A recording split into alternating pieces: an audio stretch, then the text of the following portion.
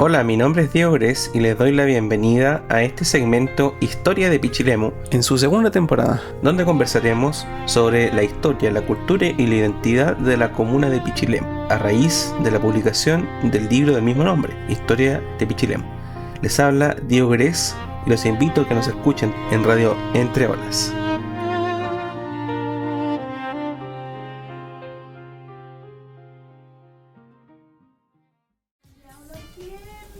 Han cambiado los tiempos. Yo me acuerdo de los inviernos crueles, igual que esa canción ahí del invierno cruel en Pichilemu. Yo llegué en esos inviernos crueles aquí a Pichilemu, pues. Cuando habían días de lluvia, y se cortaba la luz, empezaba a juntar agüita al tiro porque se iba a cortar el agua. Y los caminos también, pues. Los caminos se cortaban porque como eran de tierra, completamente de tierra, pasaba el agua cuando era tanta intensidad y hacía un corte en medio, atravesaba de extremo a extremo y hacía un corte y al final terminábamos con un invierno desconectados del resto de la región. Así eran los inviernos crueles, porque era de mucha lluvia, pero no teníamos estos fríos. Por Dios que ha hecho frío. Don Diego Gres, ¿no se entumía usted? Se ha hecho mucho frío y me da gusto saludarla a usted y a los auditores de la Radio Entre Olas. Y sí, tiemblan las cañuelitas. Sí, está muy helado. Anoche también estuvo muy frío, así que hay que cuidarse, porque la carga viral anda altísima la carga viral, Sí, muy alta, sí. Porque no hay lluvia. Mañana ya se espera lluvia. Se suponía que iba a ser el niño Godzilla y no pasó nada con el niño Godzilla. Pero qué más Godzilla queremos. Imagínense fuera Godzilla, ¿cómo estaríamos? Congelados. Estaríamos como la canción de Cachureo, congelados. Oye, ya pues, son las 11 de la mañana con 47 y estamos junto a don Diego Gres Cañete, quien nos va a contar. Oye, primero don Diego, no sé si usted le estaba comentando yo a don Diego de la noticia me encontré con una sorpresa. Usted cada vez me sorprende más, porque le decía yo, de la bodega de la sal, es que toda la vida hemos dicho que esa bodega que aún está de pie con sus techos, sus paredes y todo, es la bodega de la sal donde se guardaba la sal para que el tren después pudiera cargar y llevársela. ¿Ahí estaba ubicada la bodega desde siempre?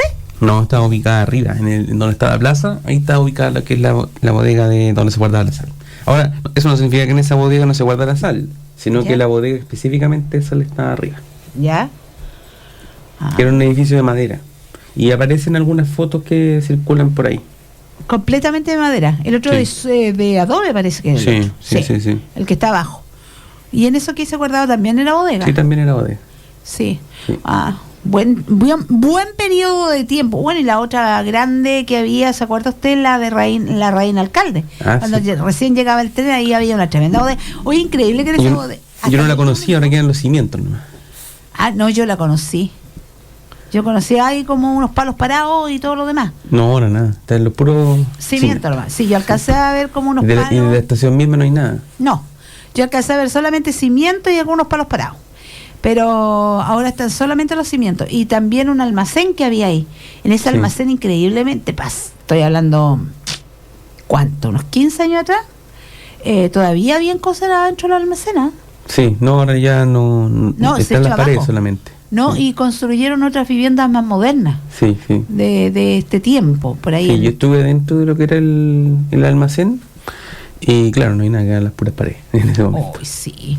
Bueno, así vamos terminando con la historia, así se va terminando con lo que es para las nuevas generaciones poder conocer o tener atisbos de cómo era esta zona, este lugar, y gracias a personas como usted, don Diego, y a otros que han investigado, han plasmado en libros esta historia. Todavía nos la podemos imaginar y hay parte que la podemos todavía vivir. Gracias a aquello las nuevas generaciones van a saber cómo se fue formando este queridísimo Pichilemu con inviernos muy crueles, Y cuando la población era pequeñita, donde nos conocíamos todos, donde estábamos encerrados días por día mientras llovía torrencialmente. Sí. Bueno, usted dice algo muy destacable, Irmita, que es el tema de la historia, de cómo nos relacionamos con ella. Y esto es válido no solo para Pichilemu. Todos los pueblos y todas las localidades tienen una historia muy rica de cómo se fueron conformando desde lo que son las familias. Porque uno tiende a confundir el tema de la comuna. La comuna es una división político-administrativa que al final es un territorio imaginario. Decimos Pichilemu, pero la comuna de Pichilemu tiene muchos lugares. Y al final cada uno de esos lugares también tiene su propia historia. Correcto. Y esa historia la van construyendo sin que exista un decreto que diga que iba a haber una comuna. La forman las mismas personas que van habitando el territorio, que van formando costumbres, que van formando, en fin, sus propias identidades familiares, desde cosas tan simples como, por ejemplo, la gente que cultiva en esta zona de la quinoa. Una forma de trabajar en la tierra, los salineros, y por qué no decir la gente más reciente, las poblaciones más recientes, la misma gente que llega desde otras ciudades, también va construyendo una historia nueva. Y para ellos Pichilemu significa algo distinto a lo mejor que lo que significa para usted con esos inviernos crueles. Ahora no hay inviernos tan crueles. Claro, porque todo ha ido superándose. Entonces todo ese imaginario colectivo es muy valioso rescatarlo. Y muchas veces se obvia un poco, porque ¿con qué quiero decir con esto?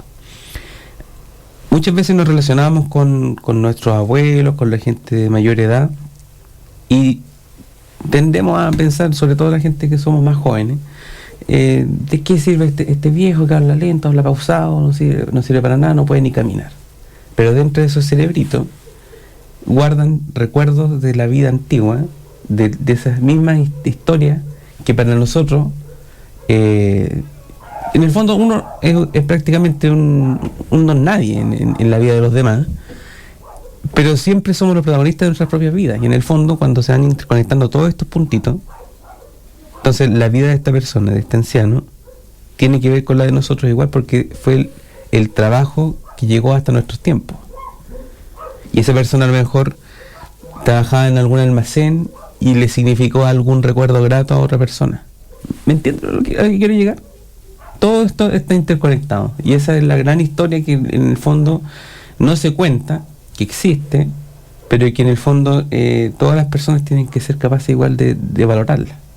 La historia personal también se proyecta hacia la historia más global. Así es. Bueno, pero volvemos a lo mismo que hemos planteado hace mucho tiempo, que para las nuevas generaciones como que viven el presente y el futuro. Pero recuerden ustedes que sin pasado no existe el presente, y sin presente no va a existir el futuro. Entonces también es relevante, cada etapa es relevante, y sin duda alguna también es interesante de poder conocerla, y más aún si tenemos la oportunidad de conocerla a través de quienes la han vivido, quienes han tenido las vivencias, sin duda que también mucho más interesante. Vamos a ir a la música, porque vamos a retornar, porque estamos en algo bien especial junto a don Diego Gres Cañete, que nos trae... vamos a la música y retornamos con aquello. 11 de la mañana con 57 minutos. 11 de la mañana, 57 minutos. Vamos a aprender entretenidamente. ¿Cómo lo podríamos decir en esta ruleta? ¿Ruleta de la historia? Buen nombre. Es que yo no me acuerdo cómo se llama, entonces yo le puse ruleta de la historia.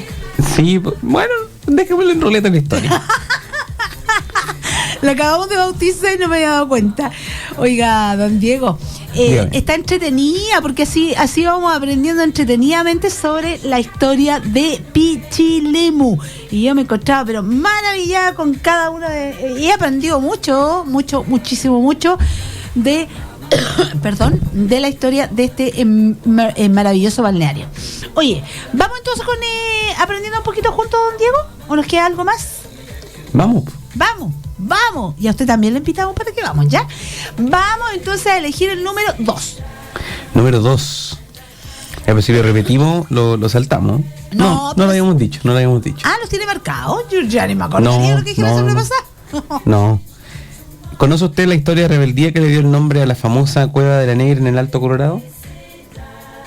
La Cueva de la Negra es donde esta mujer se escondió. Esa es la recuerdan un poquito la historia. ¿Y ya? La tradición cuenta que a fines del siglo XVII una mujer esclavizada llamada Columbé decidió escapar de la estancia de Tanumé. Buscando refugio y libertad se escondió en una gruta natural en los acantilados junto a la playa, donde vivió el resto de sus días. Este lugar es conocido por todos como la Cueva de la Negra. ¿Hasta en nuestros días? Uh-huh. ¿Todavía podemos ver dónde...? Sí. ¿Y de qué vivía? De los pescados, de la Yo creo que de los pescaditos. Sí. Algas. Wow.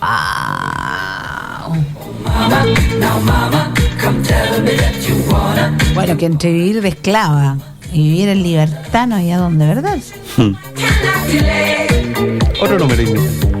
Vamos con otro número.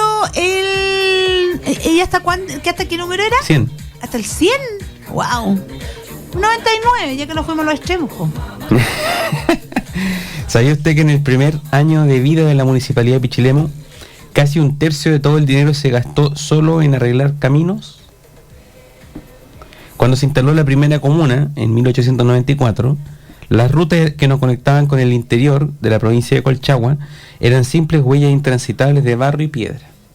Para solucionar este drama, en su primer presupuesto oficial, las autoridades destinaron poco más de 1.300 pesos exclusivamente para comprar herramientas y pagar a los obreros camineros. Aunque hoy suene a poco dinero, en aquella época esa suma representaba nada menos que el 30% de todos los ingresos anuales que tenía la municipalidad.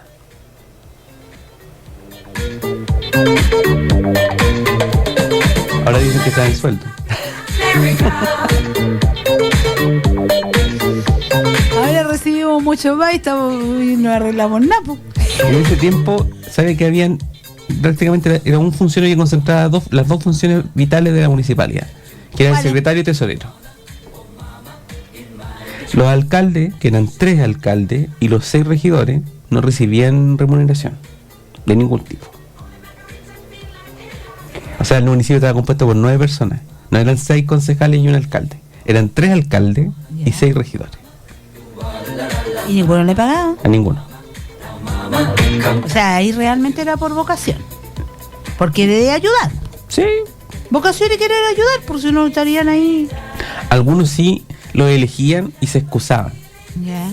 Por ejemplo, había uno que era del sector de Peña Blanca, que estaba viejito y en verdad no quiso venir. Y había otro que también que se llamaba Francisco León, que era hermano de Marcelino León, el cura de la isla Yaquil. Ya.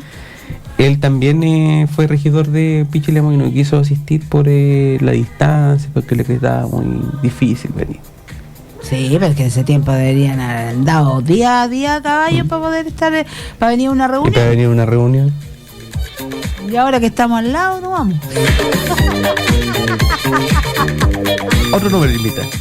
Ya, el número 40. 40. Sí, como mi edad, 40.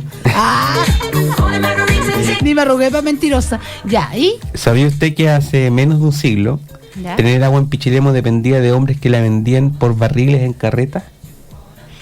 Durante décadas un personaje fundamental en las calles de tierra del pueblo fue el aguador, quien sacaba el vital elemento desde lagunas y norias para venderlo a los vecinos por unos pocos centavos. Pero toda esta sacrificada historia llegó a su fin el 7 de enero de 1937, día en que la municipalidad logró instalar las 2 primeras llaves de agua potable en las esquinas de la avenida Ortúzar. Con este simple chorro de agua por cañería, el oficio del aguador desapareció para siempre en nuestro balneario. Bueno, pero es que al final igual tenías que llevar las cuestiones para ir a cargarle, el otro te le iba a dejar a la casa. Bueno, como los vendedores de agua de hoy. Claro, pero era muy distinto. ¿Por qué? Porque sacan el agua de las norias, de la laguna, por ejemplo, el mismo bebedero de Ortúzar, que es el que está ahí donde está la municipalidad. Sí. Ese bajito. Uh-huh. Ya. Pero ahí se bañaban los chanchos, lavaban la ropa, no era un agua muy limpia. Y contaban que los barriles con agua llegaban con sapo y bicho. Sí, pero en ese tiempo no había como purificar. No había higiene. Y purificar, pues, le echaban nomás. Había que cocer el agüita para poder tomársela y no enfermarse. ¡Wow! Laxante natural. Para que usted vaya viendo cómo este Pichilemu comenzó. Ahí tiene varios atisbos de la historia, trocitos de la historia. Sí. Otro número, Inita. 30. 30. 30. Sí, después del 29, antes del 31. ¿Sabía usted que el primer motor eléctrico que iluminó a Pichilemu se salvó de ser destruido por apenas un día? ¿Ah? A fines de los años 20, el alcalde Ramón Araneda compró un motor para poder instalar la luz eléctrica en el pueblo, pero la máquina quedó abandonada en una bodega de la estación de trenes sin que nadie pudiera retirarla.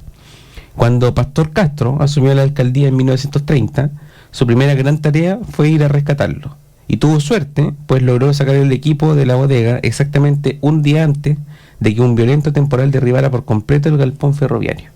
Gracias a ese rescate, justo a tiempo, Pichilemu pudo finalmente encender su red de alumbrado. Esa era la bodega que estaba arriba, en la parte alta. Increíble. Increíble, ¿ah? O sea, ahora usted, oye, no, pero es que don Diego, es que yo quiero graficar, ¿ah? Imagínese un motor para darle por cierta cantidad de horas luz a toda esta comuna de Pichilemu, o Pichilemu en ese tiempo sería como Pichilemu Centro. Y ahora Ortúzar y Pinto. Claro, pero ahora usted reclama y aprieta el interruptor. Y tiene la hora que se le para el agujerete, tiene la luz, la energía. Sí. Y antes era unas cuantas horitas nomás. Como hemos ido avanzando, ¿ah? Ya, otro numerito, Yo lo pongo ahora, el 42. ¿Qué tiene 42? Es un número de la suerte, dicen. Dicen por ahí, ¿ah? Sí. Sí, ya. El tesoro municipal vacío. ¿Se imagina usted un inspector revisando la caja fuerte de la municipalidad y encontrándola completamente vacía? No me lo puedo imaginar. No me lo puedo imaginar. No me lo puedo imaginar, no me alcanza la imaginación para tal. Yo soy tonta, entonces no me alcanza la imaginación para tal. ¿Cómo me pone usted esas cosas tan difíciles de la vida? Que cosas que nunca uno jamás en la vida podría llegar a ver. Jamás de los jamases. Usted hace que yo quiera que esta ventecita hermosa, bella que tengo yo, trate de imaginar una cosa como esa. Jamás. ¿Qué me está diciendo? ¿Se acuerda usted, Irmita, que le comenté hace poquito que la municipalidad tenía un puro funcionario que hacía dos funciones? Bueno, aparte de los policías comunales. En aquella época, ya. En aquella época. Ya. Era un solo funcionario que hacía las funciones administrativas, que era el secretario y tesorero. Correcto. Ya, pero eso ya es medio extraño. O sea, se hacía mucho en esos tiempos. Sí. Yo he revisado las actas de otras municipalidades y se hacía. Pero quizás no era lo más apropiado. Sí. Y aquí vamos a ver por qué. En febrero de 1903, un inspector de tesorería llegó de sorpresa a Pichilemu para revisar celosamente las cuentas del municipio. Al abrir la caja de fondos, descubrió atónito que no había ni un solo peso. El tesorero y secretario, Albino Pulgar, intentó excusarse asegurando que él pagaba los gastos municipales con dinero de su propio bolsillo. Sin embargo, la investigación demostró rápidamente que el funcionario había tomado los fondos públicos para pagar sus propias deudas personales, lo que le costó la suspensión inmediata de su cargo. Usted se preguntará, ¿qué pasó con esa plata que se robó? Ya. Hicieron un juicio después, Ya. pero murió, así que nunca recuperaron la plata. El caballero falleció durante el juicio. El juicio. Sí. No llegó, cuando llegó a término él ya no estaba. Es que no llegó a término porque se murió. ¿Y en qué año fue eso? 1903. Y él murió como en 1906. 1903. Claro, y en el informe que hace el inspector de tesorería dice que el tesorero no podría haber obrado solo, sin la ayuda del alcalde. ¿Y quién era el alcalde en ese entonces?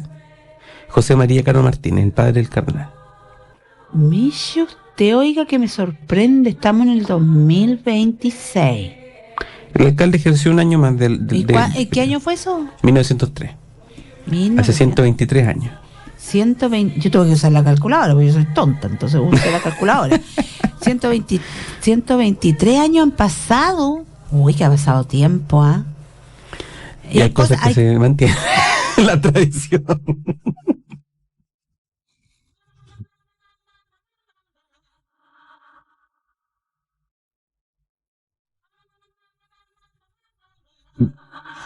Hay cosas que no han cambiado mucho.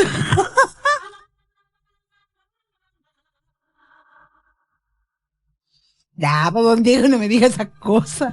No es que mi mente, esta atrofia que yo tengo, es muy volátil. Deme otro número, imita, ahora sí. Ya, ahora sí que sí. Ahora sí que sí, yo le digo que el 9. 9. ¿Por qué 9? ¿Por qué se me le ocurrió? Ah, bueno. ¿Se ha preguntado usted cuándo llegaron los primeros automóviles a nuestras calles y por qué causaron tanto furor? En 1800. No. Ay, no tengo idea. Porque venía el señor Ross, traía a sus pasajeros. Ya por ahí vamos. Ay, te digo. Fue en la temporada del verano de 1912, o sea, hace 114 años. Ya. Como la vía férrea aún no llegaba directamente a Pichilemu y el tren solamente llegaba hasta la estación del Lingue, una compañía trajo desde Estados Unidos los primeros automóviles marca Ford. Su misión era transportar a los impacientes veraneantes hasta la playa. Lo que antes tomaba 2 largas horas en coche de caballos tragando polvo, estos modernos vehículos lo hacían en tan solo 45 minutos. Wow. Una verdadera revolución que cambió los veranos para siempre. Bueno, para los ricos. Claro, porque los pobres, que eran la mayoría, seguían andando coche, a carretitas. En coche. Oye, pero 45 minutos, 2 horas, llegar desde... buena. Venir bueno, debe haber sido la mayoría de los balnearios en nuestro país así, pues, distantes, obviamente. Claro, pero la gracia que tenía Pichilemu en ese tiempo, tú sabes que el tren al final iba a llegar porque iba a haber un puerto, y al final no hubo puerto. Sí. Pero llegó y se convirtió, digamos, en la conexión que teníamos con el interior, con San Fernando, con Santa Cruz, y todos esos pueblitos intermedios, Halcones, Palmilla, también se sumaron a este desarrollo que significó el ferrocarril. Porque el ferrocarril, y usted lo puede evidenciar, por ejemplo, hasta en el nombre del principal periódico del siglo XIX en Chile, que se llamaba El Ferrocarril. Era porque era el símbolo del progreso, del desarrollo humano. Ajá. Muy importante el ferrocarril. Sí, pero hasta el día de hoy se extraña el ferrocarril, po. Sí. Y fue la conexión, porque recordemos que nosotros estamos hacia el interior, no estamos de paso. O sea, no es una comuna que está de paso y que veamos cómo pasan los autos para otros lados, Sí. sino que estamos en el interior. Entonces tienes que venir a Pichilemu y salir de Pichilemu. Entonces, que el tren fue fundamental, po. Y además para todo lo que producía toda esta zona, po. Mucha madera debe haber producido también. No, en ese tiempo no se producía tanta madera. ¿No? No, pero la idea era traer los productos agrícolas que se producían en Colchagua, las frutas, las verduras. ¿Y nosotros exportábamos? Es que acá la industria forestal nace a mediados del siglo XX. Ya. Antes era muy precario el tema de los cereales, los frijoles, el trigo, pero forestal eso es algo más reciente. No fue tema digamos, en la concepción de la extensión del ferrocarril hasta acá. Posteriormente se fueron conociendo, digamos, bondades, otros productos que se podían, producir aquí para sacarlos de esta zona. Claro, pero el tema forestal es más reciente, de los últimos 60 años. Mucho más, tiene que ser, pero yo tengo 60 ya existía esta cuestión de bosque ya Sí, no, pero yo le digo ya del boom. Seguramente había algo más pequeño, pero el tema forestal ya empezó con fuerza en los años 60. Por eso también surge lo que es la CONAF. La CONAF surge en lo que era la antigua provincia de Colchagua. Primero también como respuesta al tema de los incendios, pero también con el tema de forestal, de fomentar la foresta, digamos, del país, como algo productivo. Bueno. Y eso ya fue en los últimos años del periodo de Eduardo Frei. Montalva. Frei Montalva. Otro número. Último número. El último número es el número 77. 7-7. Sí. Dice que el 7 es la suerte. Sí, 2-7, mejor todavía. Para John Lennon el número de la suerte era el 9. ¿Sí? Sí. Pero ya nombramos el 99, así que... 77. ¿Conoce usted el misterio del monumento de bronce del párroco de Pichilemu que desapareció sin dejar rastro? ¿Hubo un monumento de bronce? En diciembre del 25, con discurso y gran solemnidad, se inauguró en los jardines de la viceparroquia de Pichilemu un hermoso busto en honor al presbítero Emeterio Arratia, quien había servido por largos años a la comunidad. Sin embargo, la escultura de bronce desapareció tiempo después y hasta el día de hoy nadie sabe quién se la llevó ni cuál fue su paradero. ¡Ah! O sea, de que el tiempo venimos con estas cosas ahí de la desaparición. Oiga, Pero el tesorero ya estaba muerto, po. El señor Pulgar. pero sigue lo heredero. Bueno, ahí el nieto fue notario conservador. Sí. Sí. Oiga, eso debe haber estado por ahí donde están los campanarios, ahora me da la impresión. Me parece que estaba en la capilla de Ortúzar. En la del Carmen. Sí. Ahí también tiene como un jardincito. Sí. Sí, porque el edificio, digamos, de la viceparroquia, que después ahora está la parroquia, es posterior, es como de los años 40. ¿De qué 50. año es la parroquia del Carmen? Más o menos. Es del 20 y algo. Ya. Sí, ese dato está en el libro. ¿Y la de acá de Dionisio Acevedo? Esa es más o menos de los años 40, 50. Ah, o sea que mucho antes. Y bueno, porque que tenía la capacidad para toda la población. Es que piensa usted que la parroquia estaba situada en Ciruelo. Esa era la parroquia de Pichilemu. Sí, porque era ya el punto central. Claro, y cuando se empieza a situar acá más población, que es cuando se crea la viceparroquia, que fue por el año 31, 32. Ahí se empieza a sentar, por ahí debe haberse construido la primera parroquia, la primera iglesia. Porque la iglesia del Carmen, como le digo, es del año 20. Oye, entre paréntesis, ¿usted conoce la del Wiki? Yo tuve la oportunidad de ir a una misa ahí. Uh-huh. Y increíble, está pero intacta de cómo era en la época, donde las imágenes son muy distintas a lo que uno ve en una parroquia, aunque sea muy antiquísima, antigua, y son muy distintas. Bueno, el Huique en sí es un pueblo que ha conservado, digamos, la tradición señorial de lo que eran los Errázuriz. Sí. Usted sabe que hay una historia que nos vincula con dos expresidentes de la República, que fueron los dos Federico Errázuriz. Federico Errázuriz Sañarto, que fue presidente en la década de 1870, y Federico Errázuriz Echaurren, que fue en los años 1890, y que falleció antes de terminar el periodo. Y incluso, ¿sabe usted que la otra vez yo fui al wiki, porque estaba buscando información de lo que era la municipalidad del wiki? Uh-huh. Usted sabe que el Huique tuvo municipalidad entre 1899 y 1928. No tenía ni idea. Yo pensé, a lo mejor tendrán algún documento, habrán guardado los libros de actas, nada. Pero le llamó la atención especialmente que en ese lugar también se firmaron decretos y resoluciones, porque el presidente, Errázuriz, los dos presidentes, iban, se tomaban sus vacaciones, pero ella también firmaban, hacían reuniones, digamos, de gabinete y de firma de decretos. Así que tiene un lugar de alta historia. Oye, era una moneda chica. Correcto. Fue en esos periodos. Era una moneda de a peso. Sí. Oye, qué pena que con el terremoto se cayó una parte y no se haya restaurado nunca. ¿Qué nos falta en este país? Ese tipo de cosas, restaurar todo esto y que sean atractivos. Y que muchos lugares que son maravillosos y que se están perdiendo con el paso del tiempo. Sí, pues así es, Irmita. Es lamentable. Muy lamentable, usted lo ha dicho, muy lamentable, pero lo que no es lamentable es poder encontrar toda esta información en este libro que es Historia de Pichilemu, de don Diego Grez Cañeta, que todavía quedan algunos por ahí, un verdadero libro que usted escuchó de la esclava que eso también está en el libro. Sí. Ahí pues, se está desde los inicios, desde los primeros que pisaron este terruño, esta tierra, hasta el 2024. O sea, tiene gran parte de la historia allí en este libro que se llama Historias de Pichilemu y que lo puede encontrar en el kiosco que está en la avenida Ortúzar, en la avenida Doble, en el de Cuitoño, todos lo conocen. Sí. Y el único que hay en Ortúzar. Claro. Y en Queleo y está en Queleo está ingresado de Aníbal Pinto. Esquina Ortúzar. Sí. Donde está el café, la Sacobran. Sí. Ya no la hacemos publicidad. Mandaba la factura. Oye, ahí también lo pueden encontrar, que es una librería gigante. Y ahí encuentran historias de Ahí está también la historia de Pichilemu. Y bueno, también decir, Irmita, que lo pueden encontrar en Cahui, Gaviota Home. Gaviota Home. Y en internet también lo van a encontrar en Busca Libre. Pero importante, que no es necesario comprarlo.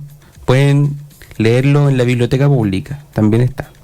Qué bueno que lo tengan ahí resaltado en la biblioteca. Y también los niños, los estudiantes que quieran acceder a él están en todos los colegios de Pichilemu, en todos los colegios. Si usted estudia en la UAD, por ejemplo, también está en la UAD. Claro, porque se entregó a todos los colegios, Sí. Se regaló a todos los colegios En para todos los- poder, para que vamos ahí, debería ser uno de los libros o pasajes, por último, parte de la historia Ujú. de que deberíamos estudiar todo ahí, todas las nuevas generaciones ahí Sí. que leen muchos libros, leer los nuestros también, que sería muy Está interesante. en todas las bibliotecas de los colegios públicos y privados de Pichilemu. Así es. Oiga, don Diego, nos vamos a reencontrar el próximo viernes. ¿Viernes, sábado? Bueno, viernes o sábado.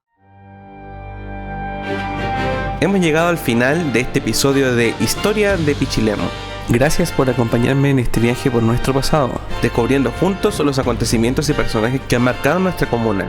Nos reencontramos en Radio Entre Olas para seguir explorando la historia de Pichilemu. No se lo pierdan, soy Diego Gres y los dejo con la invitación a seguir conociendo y valorando nuestras raíces. Hasta la próxima.